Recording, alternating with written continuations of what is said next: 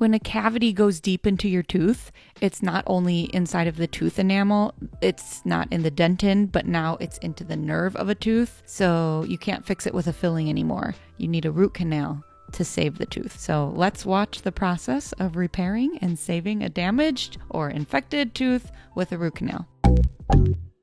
First, they will place a dental dam around the tooth to isolate the area. Then they may place a caulking material. It seals around the tooth. Then the dentist will first remove the decay. You can see that they are drilling the tooth just like they would during a routine filling procedure when a cavity is being removed. Next, they may use an explorer to check the area, make sure the nerve is ready for root canal therapy. If it's ready, then it's time for the RC prep and the files.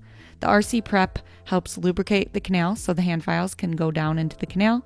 What's happening is that the files are helping clean out and open up the canal. So depending on the technique that the dentist uses, they may use a bunch of different sized files. The goal of this part is that they are trying to get into the tip of the canal so they can have a working path to the apex, to the end of the root tip. Sometimes they will also use an apex locator machine that it attaches to it. You'll normally hear a beeping sound during this part. And it helps the dentist locate the apex. Again, the apex, aka also known as the tip of the root. Rotary files may also be used. They are different from the hand files because they are used with a power-driven instrument. Next, the hypochlorite is used. This is a cleaning solution that cleans and lubricates the area. An ultrasonic also might be used to get straight line access down to the root tip so that the files won't bind. Once they have straight line access, they have confirmation of the depth, and an x-ray may be taken now to document that. Back to the rotary files and the hypo solution. This might be a pattern for a little bit. They will be reconfirming the length with the files. So that pattern, rotary files, cleaning solution, rotary files, cleaning solution. That might happen a few more times. Next up is the ultrasonic streaming agitator. This helps get the solution to go further and deeper. It's kind of like stirring up sugar in coffee, so it can get into all the little crevices. Next, they may use the hypochlorite again. Then they might start using a liquid now that's called EDTA.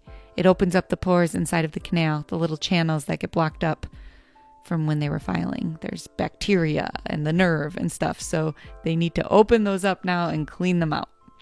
Once they are opened up, they cleanse it out and they clean inside the little channels even more. Now there's a pattern of agitating and cleansing.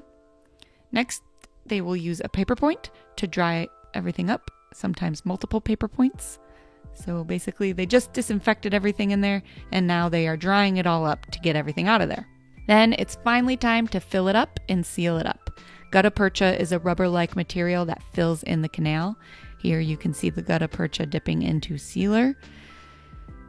The gutta percha has been placed in there now, and now they are using a down packer to condense the gutta percha. So it's making sure it fills the space. A condenser might help pack it in, then the backfill, and now condensing the backfill.